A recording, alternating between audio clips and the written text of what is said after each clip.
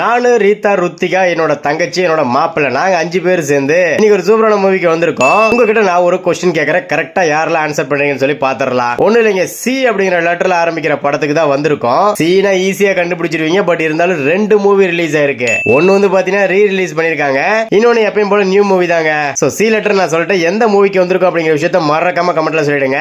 பாப்பா தியேட்டருக்குள்ள போகும்போது சொல்லிட்டு எனக்கு பப்பு காணு வேணும் அப்படின்னு சொல்லி, பப்பு காண என்ன சாமி அப்படின்னு கேட்டா அதான்ப்பா குட்டி குட்டியா இருக்கும்ல அப்படின்னு சொல்லி சொல்றா. படம் ஆரம்பிக்கிறதுக்கு முன்னாடியே 2 செட் பாப்கார்ன் வாங்கிட்டு போய் சாப்பிட்டாச்சுங்க. பாப்பா கேட்டுட்டே இருந்தா. அடுத்தது பிறகு இன்டர்வல் வந்துருச்சு. இன்டர்வலுமே சிக்கன் நகட்ஸ், பாப்கார்ன், பப்ஸ் எல்லாமே வாங்கி சாப்பிட்டாச்சுங்க.